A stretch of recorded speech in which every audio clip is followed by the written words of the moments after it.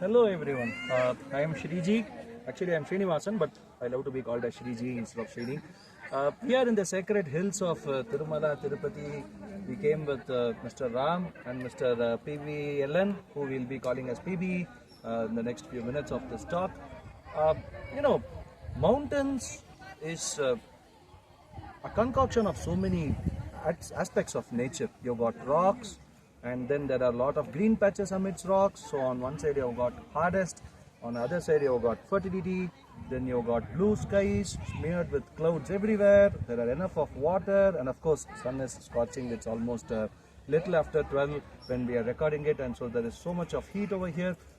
It is a place which is very similar to life in that aspect. What do you say, Mr. Ram? Absolutely, I don't think anybody could have put it better than this, Srijit. So I think that's a very perfect way of summarizing how this place is actually a culmination of what life is all about. Yeah. So yeah, please. Mr. Ram, you are deeply interested in psychology, and as a youngster and as someone who believes in mental well-being, as well as harmony at a personal scale as well as at a societal scale, I thought this would be a very good place to reflect with you upon few aspects. What do you say, PV? Yeah, this topic should be very much relevant to the place where we are right now. Absolutely. Being Tirumala, and we all know that how Lord Venkateshwara came here to marry Padmavati Tayar. So Yes. this should be a pretty interesting topic. True. Interestingly, Mr. Ram, it so happens as per the Puranic records that Srinivasa himself did penance for close to 13 years before he could get the hands of Padmini, Shri Mahalakshmi.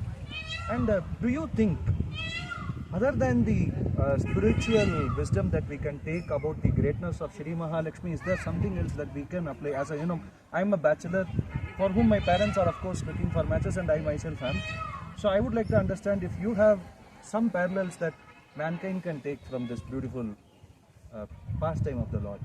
Absolutely, I think, like I said, this is one. You gave a really apt introduction about the place, so as to how it is a confluence of pretty much everything that is there about life. And like you said, this is the place where Lord Srinivasa and Padmavati got married. The holy union of the two happened here, and lakhs of people come here. They throng this shrine just to get their blessings every single day of the year. But I think the one beauty and uniqueness about this place, right, and what we're going to talk about in the next few minutes is that psychology and spirituality are not two entirely disconnected domains, unlike other sciences which have a tendency to overlook our very roots of our existence, our spiritual being, so on and so forth. In fact, this is one place where looking at Srinivasa, beyond what he is as Padmavati's husband, but as God himself, the God supreme being himself, right, and Padmavati Tayar being the Mother Supreme herself, if I can put it that way. Absolutely. Right? They kind of stand as the epitome of what a couple must be. Right? Just a quick history. We all know the little drama with Bhrigu Maharishi, how Mahalakshmi Tayar descended quite angry with God and quite disappointed that he did not deal with Bhrigu Maharishi appropriately, and then he came down here. Of course, I'm not here to talk about the spiritual or mythological aspect of the place, but she came down here and she herself was in penance in Kolhapur, if I'm right. You're right. Yeah, and then Lord Srinivasa, like you rightly said, came down here and performed penance for several years. How many years were they? 13. Wonderful. So, one of the things that really stands out about them, I would like to start here, is what is his name again here? Srinivasa. His name is Srinivasa. And what is the name of goddess Mahalakshmi here? She is Padmavati. In Puranas, she is hailed a lot of times as Madhavi. Madhavi. And what does the etymology of Madhavi mean? Madhavi, Madhava Priyam, she who is very dear to Madhava. And the name Madhava means Madhava, meaning Mahalakshmi's husband. Beautiful. So Madhava, and I know Narasimha, who is also in one way connected to this hill, he is also called Mahalola. Mahalola. So, correct. The one thing that we can start off with and use as an anchor point here is that both of them have an identity that is tied to the other half. We can call it better half, equal half, significant other, whatever it is that Or we we use would for. like to say they each other would like to call themselves prioritizing the other. Absolutely. Wow. That is wow. a very That's a Srinivasa touching and point. Madhavi. Correct. absolutely. Who are you? I am Sri Nivasa. Who are you? I am Madhavi. So that way, I think this is one very important lesson that we can take as people. I've been married for 15 years now, Right? This is one lesson that we can all take as people who are either married or who are looking forward to getting married, is that we can be a man or a woman, right? We can have our own priorities, our own perspectives on what is our right, what are our entitlements, etc. Until such time we are individuals in this world, right? There are certain things that it keeps changing with time, but there are certain things that we feel that as men this is something we are entitled to do, or as a woman this is something that we are entitled to do, right? But this is one thing I keep telling a lot of people who come and talk to me about marriage, is that when you are getting married, right, when that holy communion happens, we all know the next thing is, are you going to have children? At least in a traditional society, that is how it happens. Okay? But the very first child is born right at the moment the wedding happens. Is it? And the first child is the marriage. Oh.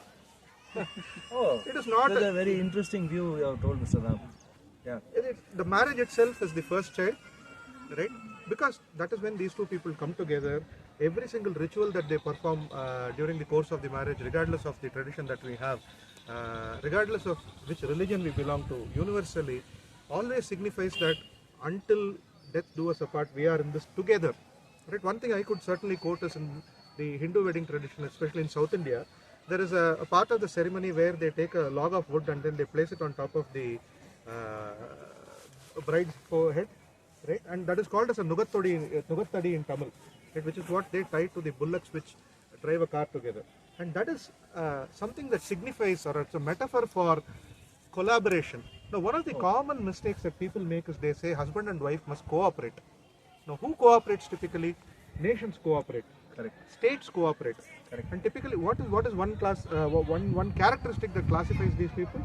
If there are two nations, what exists in between them? Diplomacy. A border. Correct. Border. There is a border. Correct. So fundamentally means you have a separate existence, I have a separate existence, but there are uncertain things like maybe there is a river flowing across each other. Wow. There may be a hill range somewhere. Correct. Right? And then what would typically happen is there are certain shared resources on which they will have a pact where I will say I will not step on your toes, you do not step on mine. Correct. That is cooperation. Correct. Right? And most of the reasons why there are marital issues today is because we cling on to our previous identities that we held before wedding. Elders do not talk enough about it these days, right? And so what happens is we believe that okay, we both come under one roof, we fundamentally are still those two different separate nations, and then our borders are still existent, but we will form a treaty that will allow us to form a pact where we are not going to step on each other's toes. That is cooperation. But what is required in a marriage is not cooperation. What is required is total collaboration. So what is collaboration? Let us say we are achieving some result. Let's say the two bullock carts which we took in the earlier example, right?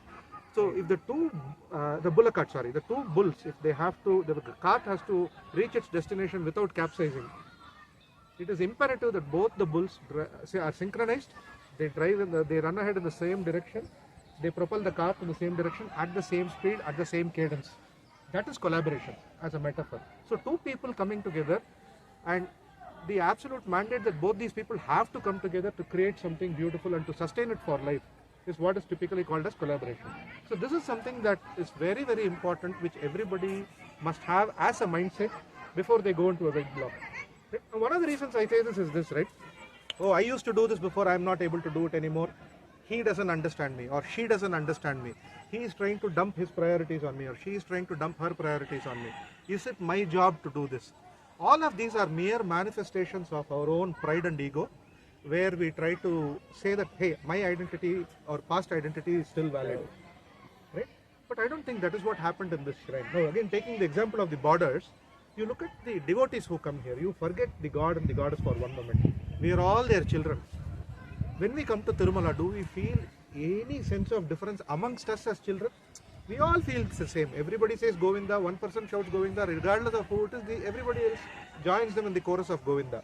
The entire atmosphere is pervaded by Govinda Nama. Absolutely. And Govinda also. Absolutely. Which means Padmavati also. Absolutely. Because he is Srinivasa. Yes. And that is how we must be when we are a couple. Our children, when we have children, and the first child, like I said, being marriage, it is very important that that child must feel like every single devotee here who comes here saying, now this is the perfect place for me. This is my home, right? Wow. And that child called marriage should feel at home with their parents. Right? It could be something as trivial as, okay, who washes the vessels at home? right? It is one thing to look at it as, hey, why should I do it? It is my wife's job, right? Or why should I do this? It is my husband's responsibility. They'll say, this is my family, right? We are in this together.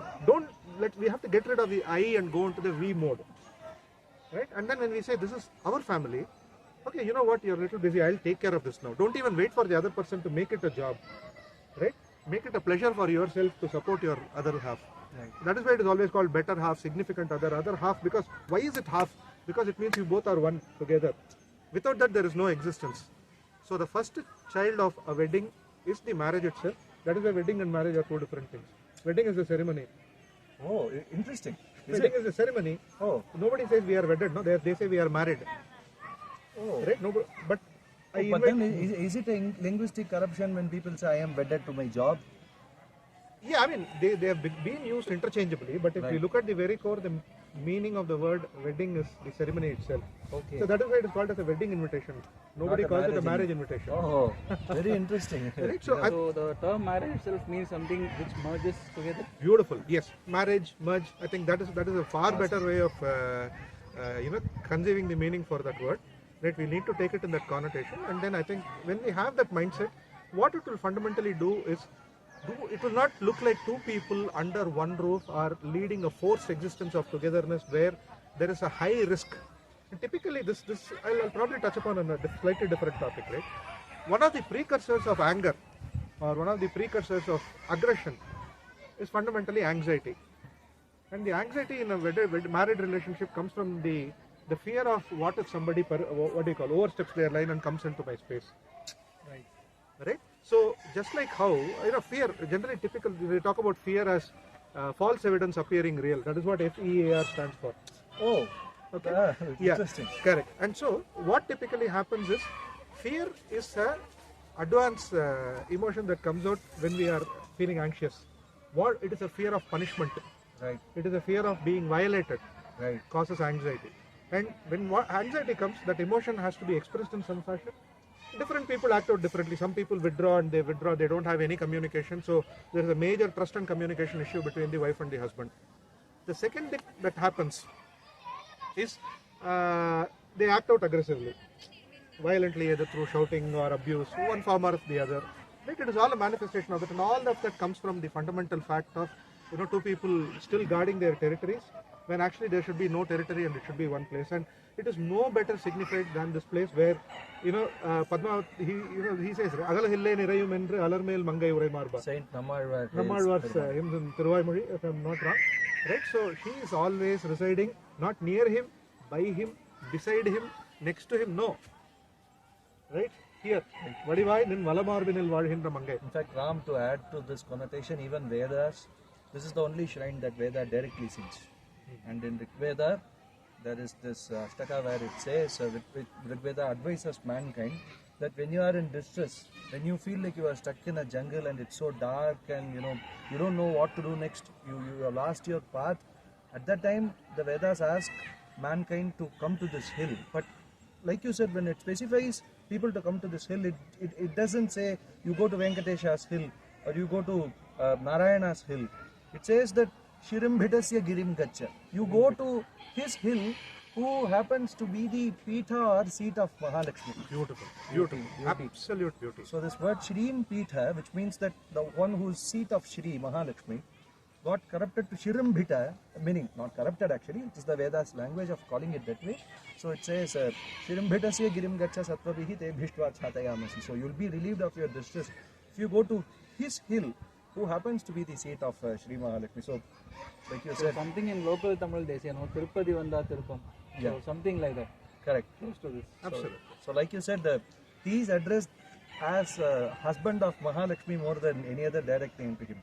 So Sriman Narayana, Srinivasa, Shrim Pitha, Shridhara, Madhava, Lakshmi Narayana, everything is just Shri. Absolutely. And one of the things that I think, if you can correct me if I'm wrong here, one of the things that our gurus and acharyas have also told us is that there is no worshipping either of them alone. Alone, absolutely. That was where Ravana faltered, right? Absolutely. Ravana faltered, Surpanaka faltered. All these people wanted either of them alone, and they ended up dooming up themselves once for all, and even their family. Beautiful. Now, you brought up a very important point. I think that is where I'll leave the topic of the boundaries aside because I think we have spoken enough about it. I'll take 2 minutes if it is okay to talk about the second thing. Yeah, Mr. Ram. Now, More of people like you to talk. Then we'll have to go to, of course, we'll talk about, you said the Vedas talk about where to go. Yep. Right? The Vedas are like, what do you call? Can we say they are the most caring? I think they say it is the Vedas, the scriptures, whatever they teach us, has the benevolence and kindness of 1,000 mothers. Of course, it is. She's our Vedas are also hailed as Veda Mata. Veda Mata, right? Yeah. Yes, absolutely. So the kindness, the benevolence, and the concern for us that 1,000 mothers also cannot have is what the Vedas have. Yep. We'll quickly go to Sri Rangam, which is of course a shrine that is deeply connected. Again, Sri Rangam. Sri Rangam, yeah, beauty. Again, Sri Rangam. And that is actually the seat of Mahalakshmi where Vishnu has just gone and very happily settled down. In fact, there he is very comfortable, right? He is in a reclining posture. Here at least he is standing. Right? There he is reclining. And one interesting point to note about is this very famous Utsav, the ceremonies that happen around the Panguni Uttram event, right? Or the occasion, where we all know that the previous day Lord Ranganatha returns, Namberumal returns from what is it? He goes to Tirurayur, yeah, Urayur, and then he's on the way back. So there is a tiff between Ranganayaki And she shows that she's the boss. and she's sure, yeah, she's always the boss. And I think that is what some men also have to remember. Oh, My yeah, wife is always the but I'll tell you, being a bachelor and like you said, very independent so far, it's the, I don't know how it feels, but yes, it is good to comment like this that she is the boss when it is someone else's story. Yeah. that is actually a very, that's Yeah, right. I am being honest, okay? very true. I can't give No, my we are all, as specific boys especially, we are all happy if our mother is the boss. Yeah. And I think at some point we have to realize that it's only if our wife is the boss, our children also will feel happy like we are doing today. That is a very important point. Okay, so now coming there, we know that they have a tiff because he's visited Kamalavalli Nachiyar and he's back, and Ranganayaki is angry, right? She's upset that he's not come back on time, and we all know what his appearance is like. Let's not, maybe that is for a different expert like you to talk about, not me, right? So the door is shut. Then who comes and fundamentally facilitates the reconciliation between these two? Alright. Nammalwar? Yep. Correct? And is there anybody on earth who has greater concern or who's got greater nothing more than the God's goodwill or the couple's goodwill in their mind than Nammalwar? No. Possibly not. Now that is another thing we have to remember. Quite often, when there is a dispute right now, regardless of how much we try to respect boundaries, how much we try to see each other as a reflection of the other or another part, we are human and we are always bound to get into some dispute because of transactions and other external pressures. When that happens, first things first, try to sort it out by yourself. I think that is a message that we all have to have very, very clearly etched in our minds.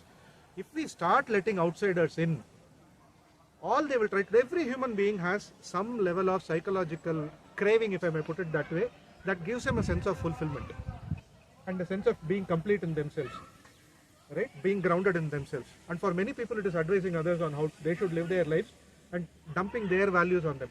Even if they could have all their best intentions in mind, right, it could still be a case where they are trying to dump their ideology.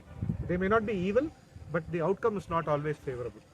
Okay, so what is very important is the husband and wife keeping aside all their pride, understanding that they are collaborating in this, must do what it takes to nurture. That is why it is important to consider this marriage as a child.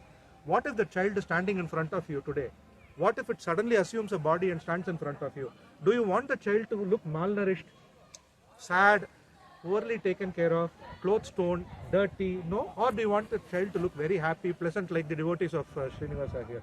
They have to look like the devotees of Srinivasa. They must feel contented, they must feel secure, they must feel at home. Right. So what they have to do is they must immediately visualize that, okay, my marriage is standing here as a baby and let me now work on it. Even otherwise, if they have to go to somebody and get some advice. For example, young couples, it's quite common. They don't know how to fundamentally live in a place because we have lost the joint family tradition where we observe generation after generation, brothers and sisters marrying and staying here and then getting used to it. That kind of a smooth transition is lost. Yeah, I think it is a big loss. Very big loss. We have created. We are not understanding that it is a loss, but yeah. Absolutely. And unfortunately, there is no going back also. That's a reality we must all accept. Right? We have created more kitchens than necessary. It's a fact. Now, what is important coming to the topic is, if you really want to consult somebody, do what Sri Ranganatha and Ranganachiyar did. Go to a Nammalwar. do not go to every Tom, Dick and Harry. And quite often, and quite often this could be a triggering point for some people, because yeah, I know most of you love your parents, right? Correct. Half the times parents are not Nammalvar. Correct. They have a bias, obviously. They have a vested interest in our welfare. I mean, that is the best case. And there are some parents who really never wanted that marriage, or they have some misgiving which they will try to address or project at that point. Beautifully used. Project at that point. So, if I understand correctly, should we call it the start of a gentlest war possible? Absolutely. That is possibly the most cruel and evil bloodless war that we can start. So before going to outsiders, before going to so-called elders, right? Please make sure that you do everything you can to sort it out. If not, find an expert who understands what relationships are all about, or go to somebody. It could be a parent. I'm not saying parents are not capable. There are enough parents who are also good, right? But go to somebody who Engage the person there. Absolutely, whose first effort should be to save that baby for you. No, I think so. What you told now in the last segment is, is something very important for any issues that you may have with anyone, not necessarily a spouse or girlfriend or boyfriend or friends. Any relationship we have, and if there is some problem, I think so. If at all there is a need of mediation, it should be done by people who are, more committed to the relationship than either of the parties. Absolutely, beautifully put. I think that is really the essence of what I'm saying here. Understood. Is that you focus on somebody who cares about the relationship. Yeah. No. Again, because of experience, because I think we all have seen enough cases, is that despite all this intervention, all the effort, certain marriages fail. Yeah. And that is fine. That has happened all the time. But what is important is the efforts must never lead to the marriage failing. So the efforts must possibly, in the worst case, lead to the realization that sometimes it is better to not save this for both parties. Right? That's Unfortunate, yeah. Unfortunately, Could be, but yeah. What is happening is that can be an exception.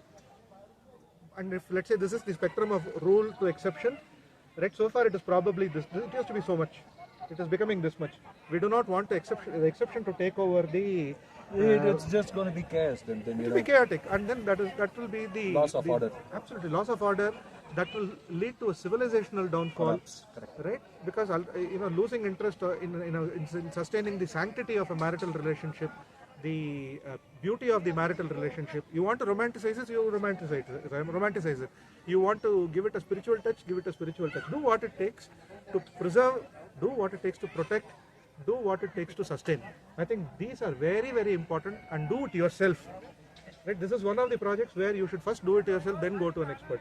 Unlike other things where you first go to an expert and then start doing it yourself. Yeah. Right? So please do that. And there, Ranganatha and Nammalvar are the prime examples which we can take. Of course, I know we are dragging a lot of gods into this. Right? But No, Ram, but most of these occurrences are not some trivial things where a temple does something just because it has to be done. I think so. We need more people like you who actually draw parallel, and none of our saintly people as well as our guides, our gurus, did certain functions simply because they wanted to culminate all the people together. All of these have something to teach us, and I think so. This is the way where messages can travel sincerely from generations to generations across mankind. It is an age-old wisdom that is being transferred. In that way, I am happy that I could bring this topic with you and people like you who are experts on both the ends, both the spiritual side or religious side or scripture side, as well as modern day psychology and methods that address issues of today, should try to match both so that both the worlds are absolutely. I think maybe I'll say one last closing sentence from my end before you actually formally wrap this up for us. Right?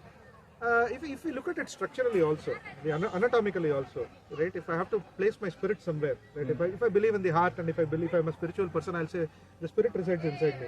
Yeah. This is my material being, my body, what I look like, so on and so forth. There are layers after layers. The spirit is inside, right? Or if I'm just a very cognitive guy, I'll say my spirit is my brain. Yeah. And all those cognitive functions that go with it, facilitated by all the different the juices that flow within my brain. Correct. Regardless, I think we all accept, whether we are scientifically oriented or spiritually oriented, that the exoskeleton is the material aspect of it, whereas deep down there is something called as the spirit. That is definitely there. So likewise, the marriage of modern science and the core values from our spiritual and traditional teachings are like the exoskeleton and the internal spirit respectively. So thank you so much for bringing these two together. I think you really beautifully culminated those two. You said, we have to bring these two together. And you said and PB said, this place is a beautiful confluence of all of these.